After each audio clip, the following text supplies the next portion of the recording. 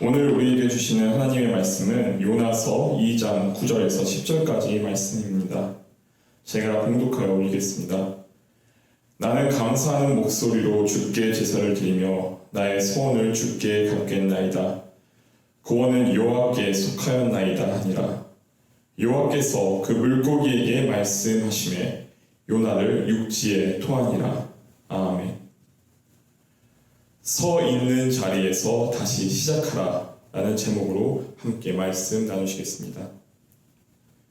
불과 3개월 전까지만 해도 이런 일상은 상상조차 하지 못했습니다. 그리고 지금 이 시점에서 완전히 이전으로 돌아갈 수 있는 것도 불확실합니다. 뿐만 아니라 이후는 어떻게, 무엇을, 언제부터 준비해야 하는지 불확실성이 크기만 합니다.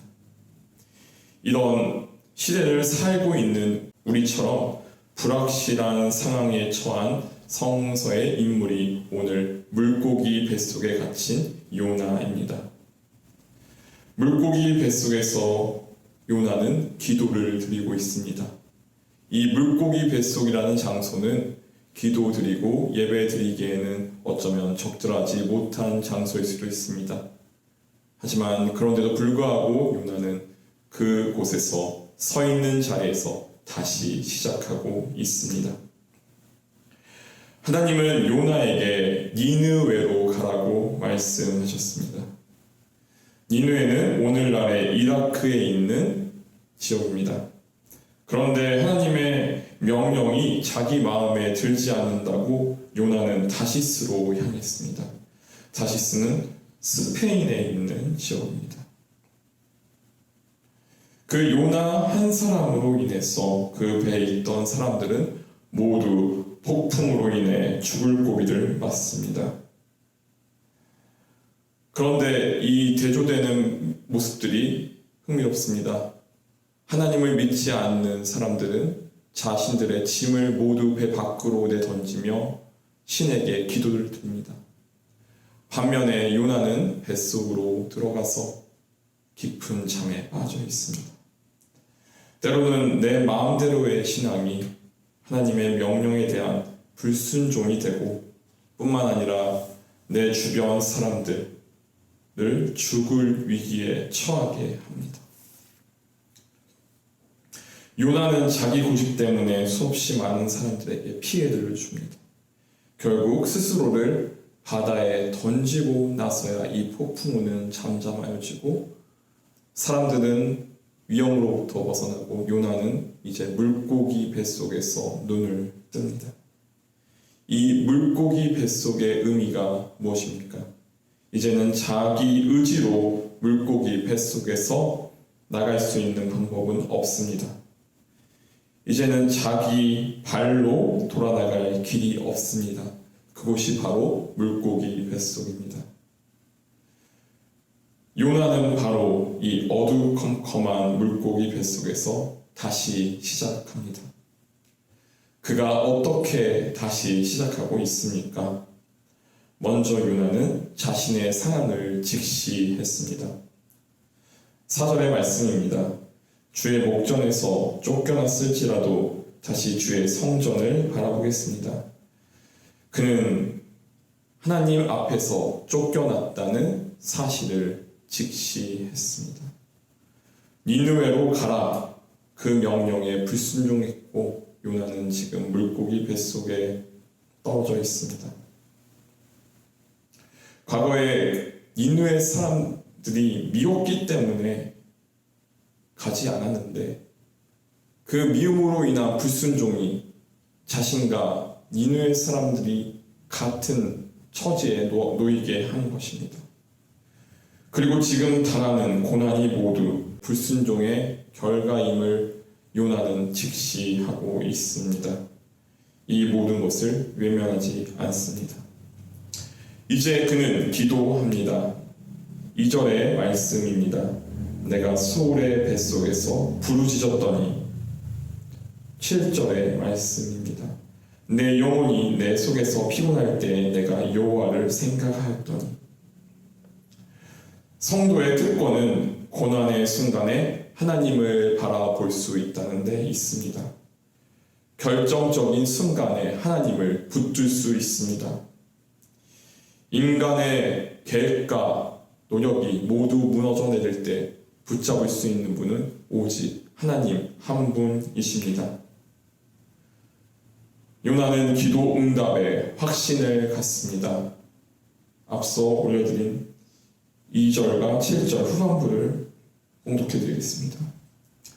내가 소울 뱃속에서 부르짖었더니 주께서 내 음성을 들으셨나이다. 7절입니다. 내 영혼이 내 속에서 피곤할 때 내가 여호와를 생각하였더니 내 기도가 주께 이르렀사오며 주의 성전에 미쳤나이다. 앞서 말씀드렸듯이 요나가 지금 기도하고 예배드리고 있는 물고기 뱃속은 기도와 예배를 드리기에는 적절하지 않은 장소입니다. 하지만 요나는 그 자리에서 다시 시작합니다. 그리고 그 자리에서 다시 기도와 예배를 시작할 뿐만 아니라 하나님이 계신 성전을 바라보고 있습니다. 이런 기도의 응답의 확신은 어디에서 온 것일까요? 요나는 다시 하나님이 자신에게 주신 사명을 붙잡았습니다. 뿐만 아니라 그 사명을 바탕으로 하나님께 소원을 갚겠다고 다짐합니다. 이 기도는 모든 것이 불확실하고 벗어날 수 없을 것만 같은 그 물고기 뱃속에서 이루어집니다. 하지만 그 간구가 하나님께 닿았을 때 그 기도는 이루어집니다. 10절입니다. 여호와께서 그 물고기에게 말씀하시매 요나를 육지에 토하니라. 내가 서 있는 자리가 바로 다시 시작할 그 자리입니다. 성서에는 이렇게 서 있는 자리에서 다시 시작한 신앙의 선배들이 나옵니다. 사무엘상 30절에는 오늘 요나처럼 불확실성 때문에 도저히 어찌할 바를 모를 상황에서 하나님께 기도하는 사람이 한 명 더 나옵니다. 바로 다윗입니다. 다윗은 이 사울과 아말렉과 전쟁을 하고 있을 당시에 잠시 동안 블레셋에 가서 협상을 하고 옵니다. 다윗은 협상을 떠나면서 부하들에게 그 자리를 잘 지키고 또 경계를 소홀히 하지 않을 것을 명령합니다. 하지만 부하들은 그 명령을 소홀히 했고 그로 인해서 터전이 점령당합니다. 그 점령으로 인한 결과로 다윗의 아내와 자식들은 포로로 끌려가게 되고 그 터전은 모두 불타버립니다. 만약 우리가 이러한 상황에 처했다면 그 심정은 어떠할지 상상조차 가지 않습니다. 그런 불확실성이 팽배하고 불안한 상황 속에서 다윗은 다른 것보다도 먼저 하나님께 기도드립니다. 내가 이 군대를 추격하면 따라잡겠습니까? 하나님께서 대답하십니다. 그를 쫓아가라. 내가 반드시 따라잡고 도로 찾으리라. 만약 다윗이 스스로 그 문제를 해결하려고 했다면 용기는커녕 절망하고 시간을 지체했을 것입니다. 하지만 다윗은 하나님께 먼저 기도했고 하나님께서는 다윗이 다시 일어설 수 있는 힘과 용기를 주셨습니다. 여러분들도 이 말씀을 붙잡고 지금 서 있는 자리에서 하나님의 능력으로 다시 시작하고 기도의 응답을 확신하며 사명을 선하고 나가시는 우리 반석교회 성도 여러분들이 되시기를 진심으로 축원합니다. 말씀을 마무리하겠습니다. 어떤 상황과 조건에서도 하나님께 묻고 기도하며 맡겨주신 사명을 붙잡을 때 우리는 다시 도전할 수 있는 용기와 힘을 공급받습니다. 그를 쫓아가라. 내가 반드시 따라잡고 도로 찾으리라. 아멘. 다 함께 기도드리시겠습니다. 하나님 아버지 감사합니다. 오늘 요나를 통해서 그 자리에서 다시 기도하고 하나님의 말씀을 붙잡고 서게 하시니 감사합니다. 하나님께 기도를 통해 얻는 이 힘과 용기로 불확실성이 가득한 시대를 떨쳐나가 앞으로 나아갈 수 있도록 함께하여 주옵소서. 다윗이 처한 상황 속에서도 오직 주님께 먼저 의지하고 기도함으로 그 어려움을 이겨나갈 새 힘을 얻었습니다. 주님, 우리도 주님께 이 시간 기도드립니다. 주님, 우리를 붙잡아 주시고 새 힘과 용기로 더듬혀 주옵소서.